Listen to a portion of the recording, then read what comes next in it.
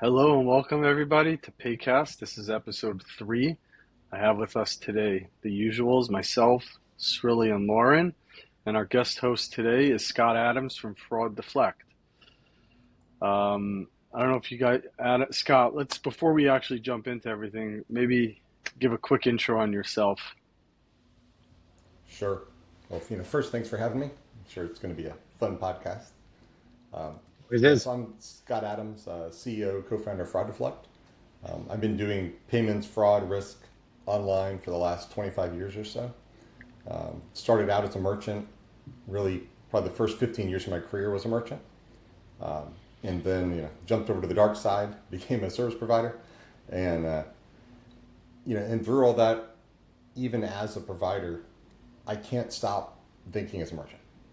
And I think that's, that can make it difficult sometimes, but it ends up making it so that we create things that merchants need. And, in this case, Fraud Deflect does chargeback management, mostly focused around the deflection side of things. So not just selling alerts, but trying to actually save the sale, which fits perfectly into our new world with VAMP. Perfect, thank you. So that's actually a great segue. We've obviously been living 3DS, VAMP, while our customers are mainly merchants.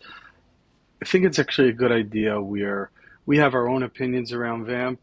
You, as someone who sits on, like you said, not just a company that helps people manage their chargebacks, but also you've been a merchant before. Would love to actually get your perspective on what you're seeing currently on VAMP. Then we can start jumping into some of the changes that have come out recently, and let's take that conversation from there. So, would love to hear what you're seeing, what you think, both from both sides as a chargeback mitigation company and also as a merchant. Do we want to remind everyone what VAMP is again? Sure. Well, so, VAMP is the new program that Visa brought out that basically replaces what they used to call the Visa chargeback and then changed that to Visa dispute monitoring program and the Visa fraud monitoring program.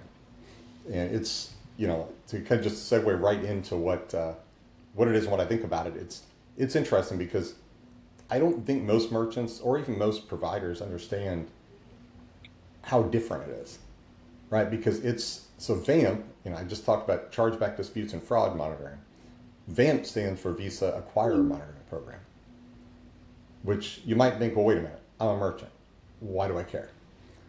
Well, there is a merchant component, but when it comes down to it, Visa's monitor their acquirer, and they have certain thresholds they have to stay under. Now, those thresholds are numbers that you drive as a merchant. And so, what we're seeing is that, like, as many of you guys probably know, there's a new threshold coming, right? So April 1st or 15th, something like that, April, they're going to start enforcing a merchant threshold of 1.5%. Now, that's not chargebacks. That's chargebacks plus TC40s. So if you don't know that term, it's something that's been out forever, but no one really cared about it for the most part. It's a transaction that's flagged for fraud. Now, if you have a fraud chargeback, that will also have a TC40. But you could also have TC40s that never become a chargeback. It's up to the issuing bank. And so, kind of encompassing both the definition of what is VAMP, but also what I think about it, that's a problem, right? Because it makes it really hard for the acquirers to really monitor things because you can have 50 merchants, 1,000 merchants that have almost zero chargebacks. But you have a few merchants that have a lot. And maybe they didn't even know they had a problem because they didn't have that many chargebacks. They had tons of TC40s. And the industry as a whole, in general, doesn't know how to monitor TC40s. So it's a confusing mess, really. And what we're seeing right now is that merchants don't understand it. Most merchants I asked don't even know what it is. Acquirers, ISOs, the powers that be that give us merchant accounts as merchants don't have a good way to monitor it. Don't have a good report on it. And so, what are you supposed to do as a merchant, right? Now, we have a pretty good system at Fraud Deflect, but it's not perfect because there is no perfect way to monitor. And so it's tough, right? And it's just going to get worse. And we're seeing a lot of acquirers start to charge and have fines around this. and sometimes they don't even know why they're being fined, and they got to figure out how to pass it on to the merchant. And so it's pretty messy. Yeah. So, one of the things I've been very vocal about as well is the TC40 is the most flawed way to measure fraud. Completely agree. Well, I And think like you said, like nothing's perfect, right? So if you were to give Visa the keys to managing your fraud, whether it's on an acquirer level and on a merchant level, and say whatever you implement, that's what we'll do, and you told them keep us out of VAMP, they don't have the tools to do it. They didn't create it, right? Everything shows up on the TC40 report, and it's just it's a real problem. Merchants can't really do anything around it. It's almost 100% of the stuff now that'll probably filter out through it, that's still there on the TC40 is first party fraud. well, So Yep. whether you, hard yeah, because merchants only track their fraud by chargebacks because that's the only thing they ever saw. And even now that it's being tracked by TC40s, I don't even know if acquirers are still giving the right data over. All acquirers get TC40s, they just drop them on the floor. They may be looking at them more now because they have to through the VAMP program, but is it really getting down to the merchants to be able to track that? They have to change the whole way to track. Chargebacks still, of course, tracking, but where's the information that they can find about fraud? Yeah, Data, that's one of the problems, and that I'm not going to name names here, but I know one super major acquirer out there literally told me they do it by hand, yeah, and it's they have tens of thousands of merchant accounts. So it's only if you ask, and you got to be a big merchant, and right? So it's that it's just literally not a fair. base two. It's a base two feel that they're getting all this TC40 data. It's not clean. It's not a nice report. They'd have to put in a project to make it easy on the acquirer side. And has that become a priority for them or not? I doesn't seem like it to me. It's going to become one for the acquirers. But yeah, it's even hard to process. Like when one of the merchants that I used to represent was Riot Games, right? So major multi-billion-dollar video game company. And when I went in there, they had tons of chargebacks, and they did actually have a fraud problem with VFMP, so they got their TC40s when they were in trouble. But once they dropped below the thresholds, they didn't get them anymore. And I wanted to monitor them. I was responsible for it, right? So, my boss is going to say, okay, why are we back in that program? If the answer is I have no idea, that's not going to go over well. And so it generally took knowing people and pushing pretty hard as a multi-billion-dollar company to get the TC40s from the major acquirer we were with. And there was someone doing it by hand. Yeah. Eventually, I think then that bank, they put it on as a project to make that available to the merchants. And it was like a 3-year out thing on the roadmap. Yeah, so I'm sure they have it by now. They didn't when I was still working for Riot. But yeah, that's the problem. It's so hard to track. And there are ways, but they're not perfect. And it's a problem. yeah. So my personal opinion on this is I do think that eventually, I think they're going to get rid of using they're either going to get rid of using the TC40 as a way to track it, or they're going to make significant changes, which brings me to my next, to what I actually want to, I think is probably the most important. So up until a month ago, a little more, there was nothing. The only way to come off the TC40 was compelling evidence 3.0. At the time, it was limited. Just very quickly, compelling evidence allows you if you have 2 prior transactions between 121 and 365 days from the same cardholder with the same data like IP address, etc., that were not charged back. Then you could then it'll remove the TC40 from that chargeback. Problem was for most merchants, it doesn't work. Like it's such a small subset of merchants that actually find transactions that'll qualify. It was maybe at best a blip on the map. They made a change to that. It goes into effect in October though, and that change is that now it's not limited to a specific merchant. It could be across different merchants. The only caveat there is it is limited to the same acquirer. I'm not sure what the rationale behind that is. I can't even make an assumption as to what I was thinking or what they were thinking about it because I really don't know. But it does open it up a bit. Obviously, it's going to happen through, um, again, this is what we do, obviously, but it's going to ultimately end up being automated through 3DS, whether that's data only or the regular traditional 3DS.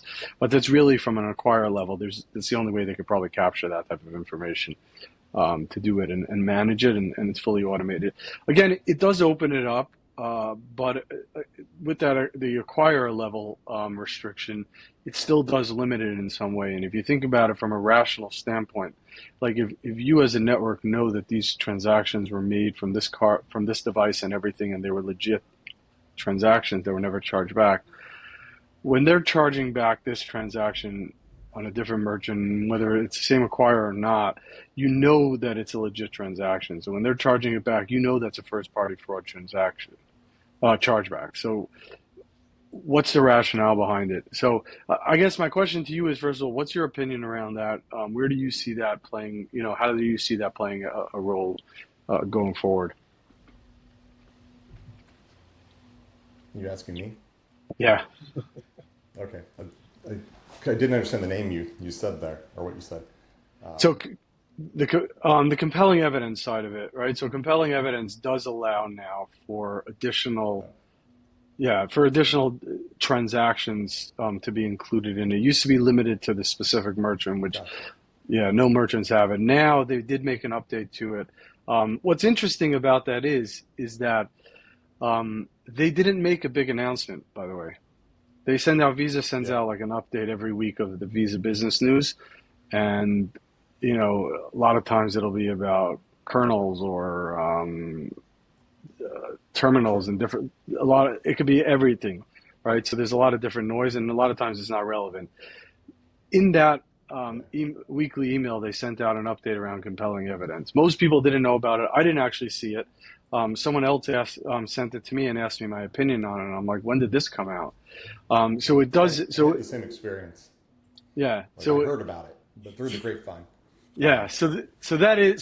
Ultimately what compelling evidence now, which will go into effect October. Which, by the way, while okay, great, it's coming into effect in October.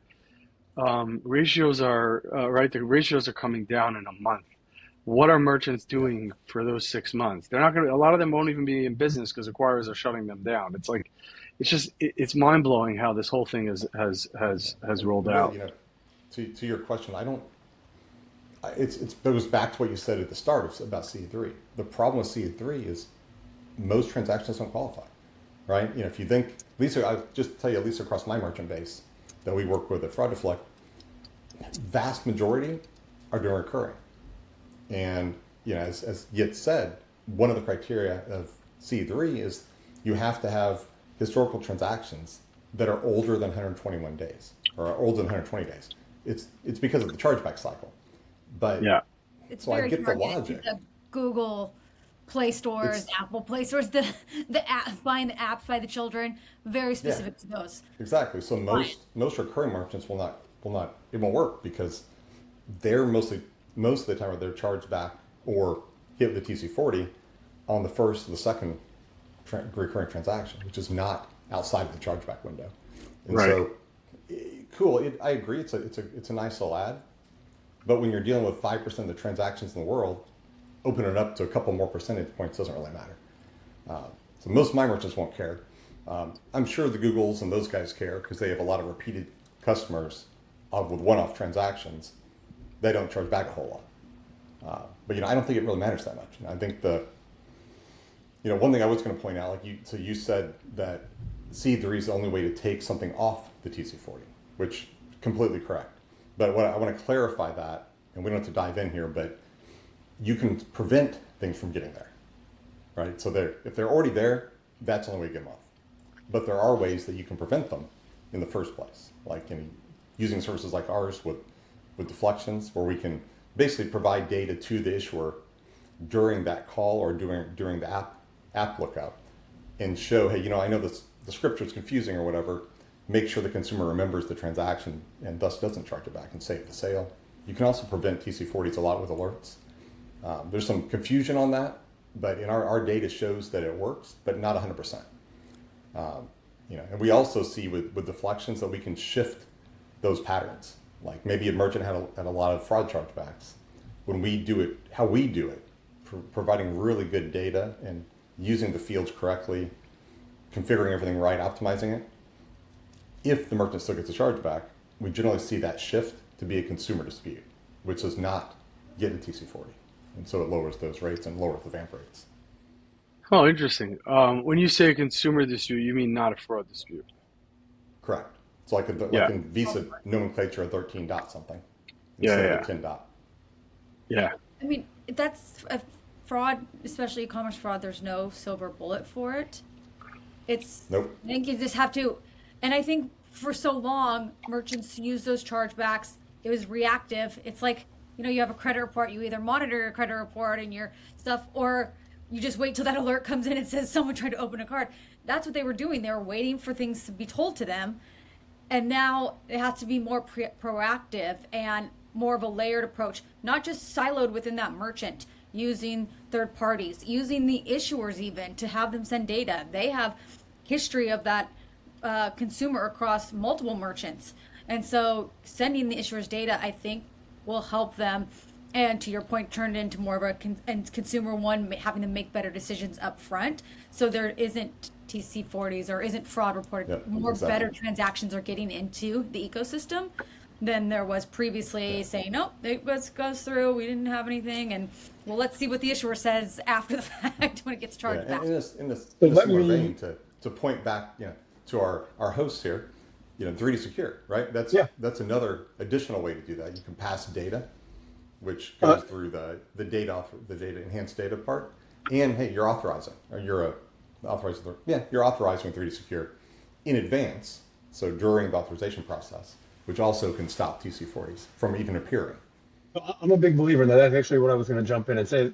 3DS is also a way of getting the cardholder involved, right? If there is a challenge on a 3DS transaction and the merchant is showing that challenge and the cardholder does respond to that challenge, they're going to have a much harder time calling their bank and saying, I never did this. Just mentally, they know that they're committing fraud in a different way, right? Because they actually did something to confirm it's them. So if there's a challenge, Yep. it will lower your TC40s because they will not call up and claim that it's fraud. It's just once you have that human element. Less 3D Secure transactions would even appear as fraud, even if the consumer's barely involved, right? Because Correct. it was authorized. It shouldn't be a 10.4, except in the case of some recurring. And there's a bunch of rules around it. But so it's a good product, and I think it's definitely something that's good to layer in. Well, you could actually use Yeah. 3DS for recurring now. Yes, you can. So I've heard that. I've not seen it in action, though. We Yeah. are doing it a lot. Yeah. Okay, we They should send talk in- about that.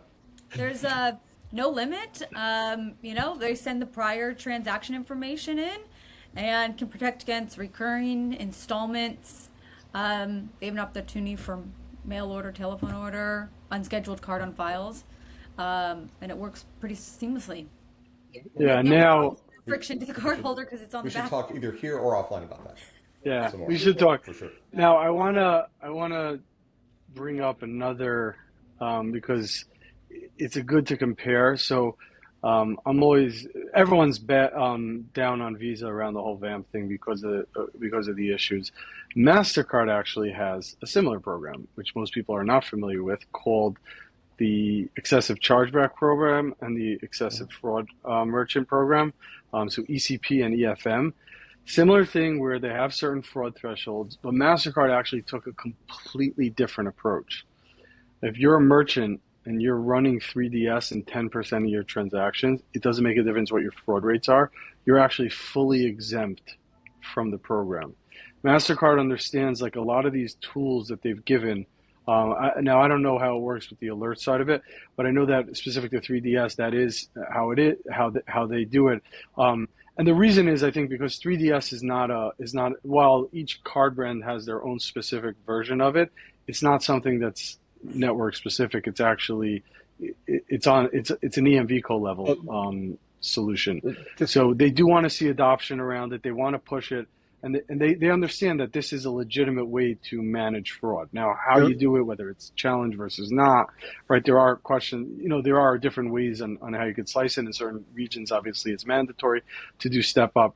So you have those things to do it, and they want to push the adoption around those types of programs, and that is why they do make it that way. So to explain what Yates is talking about, it's for their excessive chargeback program. There's a 10% rule, right? And if you're doing um, their program explicitly exempts merchants that have more than 10% of their volume passing through 3DS. They will not go into the excessive fraud program that they have. So it's an incentive, first of all, to use 3DS, but also it tells you you're doing what you're supposed to be doing, and you can't be put into that program. That's great. Yeah, I'm a big fan of just across the board, just layering a layered approach, right? I think things like this are great. I think I used to say that everyone needed much stronger, say pre-op anti-fraud, but I think it's more optimized nowadays, because we have all these layers. When I got into this we didn't have any layers. We had to invent them, and they weren't that accurate, and so it was tough, But now it's kind of like you guys said. Really, most of the fraud that I think gets through is friendly fraud.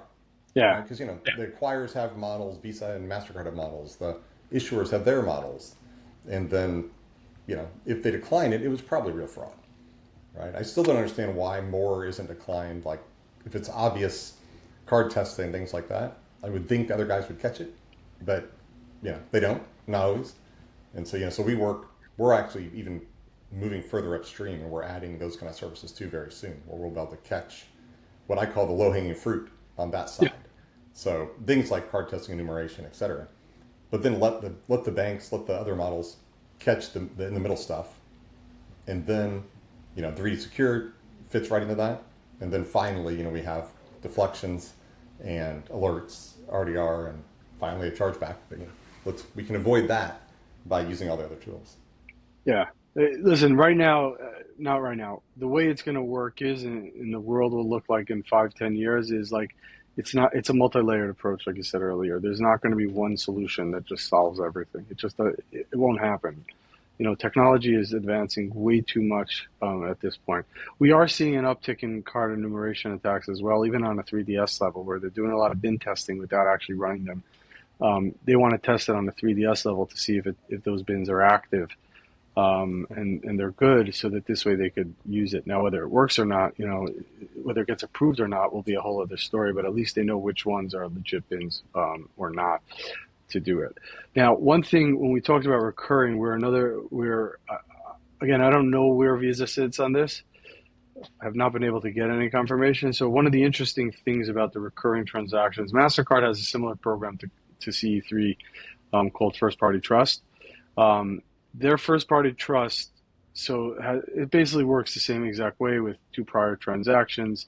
Right now, they're also limited specifically to the same merchant.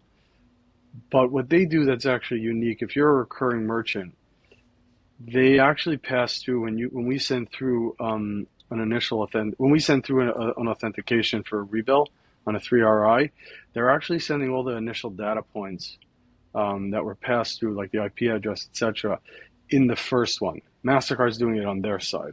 So what'll end up happening is, if I'm a merchant and I have the first 5 transactions actually were fine, and then on the 6th one is when they charge back. And granted, I understand that that doesn't always happen, but as they expand, and they've shared that they're probably going to do something similar to Visa, where it's not just going to be limited specifically to the merchant. It'll be hopefully not across acquirers, but across their entire network. What that'll do is that'll create that pool of transactions to work from, where they can continue to use it, and those are the types of things where I'd love to see Visa start adopting, because MasterCard just Visa's they'll send through the data downstream to the disputes, so that they'll automatically have the data when the friendly fraud transaction comes in. Are they sending it through in the 3RI? All 3DS, yeah, any 3DS one. Oh, it's all that's great. Going from the directory server down, same as MasterCard, so that it is a good tool that merchants can do it on the front end from a 3DS perspective, to send all that data through and not have to go back when the dispute comes in, start sending the data, collect it all, and store it. It's already there, and I know Visa will take action right away, having all those points and the history of it as well. Um, Great. yeah, Yeah, I think, like I said, you have to layer. There's a Yeah. lot of different tools you can use as a merchant. Yeah, and I think even within 3DS too, um, there's standard 3DS, there's the recurring ones, and then there's the data only aspect where you're transferring that data over to the issuer. Now there's no fraud liability protection or anything, but the data's still getting there. So maybe it's transactions from clients that you see all the time and low purchases, and you can kind of layer within 3DS too of like where the liability comes in and where you trust, but the data is still always getting over to that issuer on 100% of the transactions.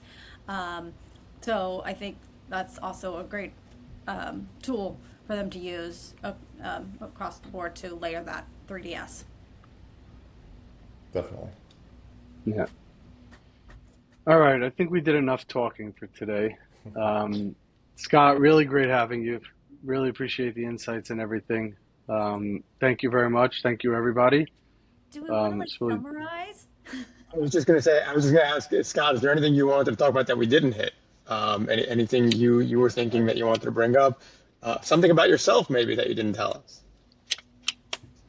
I don't know. I think we've hit most things. I think maybe one thing about me that I think plays into a lot of this, like why fraud deflect gets so much better, deflection rates, et cetera, than a lot of our competitors, is that using those tools like order insight, compelling evidence, first party trust, consumer clarity, they're great tools, but they're just APIs, and they've got hundreds of fields of data that you can pass. Most providers pass a couple of fields, right? We pass substantially more, and part of that reason is that I was literally the first, the predecessor to all these services is something called Visa VMPI. And my former company that I sold to Captain Equifax, that company was built around VMPI, right? And that we were the very first to get it to work. And so I'm literally the longest running user of those kind of products. And because of that, we know how to make it work, right? We know how to get the right data, put it in the right place, and tell the right stories, so that the issuer and the consumer ideally, in the end, choose to not do a chargeback. So, in the end, can I ask one question of everyone's answer? If merchants sure. were listening right now, what was the one thing you would have them put in place today to help with all of this? You know Truly, you what we said. have to say. You know what we have to say, right? We don't I have think we all have choice. answers we have to say. I Truly, mean, So here, there's no tool, in my opinion, that can, you know, protect the merchant like 3DS, right? I mean, yeah, I think it's a layered approach, but there are certain things that no other tool can do, right? You can't forget the TC40 for a second, but you can't protect from friendly fraud with any other tool. It just can't be done, right? There's no matter what signals you send, when somebody decides to charge something back that they legitimately purchased, there's no algorithm that's going to tell you that. They can tell you if they've done it before, but they're not going to tell you what's happened on this. And even that is not really reliable, right? There's no real algorithm. So unless you turn it up to 100, you're going to get bad transactions. 3DS shifts that liability and eventually will fix the ecosystem when the issuers start pushing back on the cardholders who know they made the purchase and are claiming they didn't, right? So I think it starts with that, but of course it's a layered approach and you have to use things like fraud deflect and others. But that's where I would start.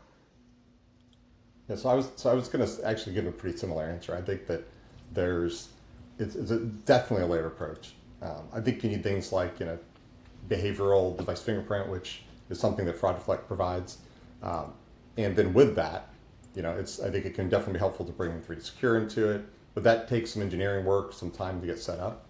So on top of that, then I would put in, for us, one of the biggest things that most merchants don't do, even if they do 3D Secure, is they don't use a deflection product. And that's what we're good at. That's what shifts that, shifts what the issuers are coding disputes as, thus removing, or not removing, but stopping TC40s and chargebacks in their tracks and letting merchants stay at the sale. So, but if you layer this all together, I think that's the best thing you can do to a bulletproof situation. But unfortunately, there is no silver bullet, nor do even all these things completely protect you. But we can definitely make a really good dent and get down below those VAMP rates. Yeah, and I'm going to take, while it may sound diplomatic, it's what I believe. I do think that it has to be a layered approach. 3DS Way to be is contrary. 3DS is an incredible product and it works great.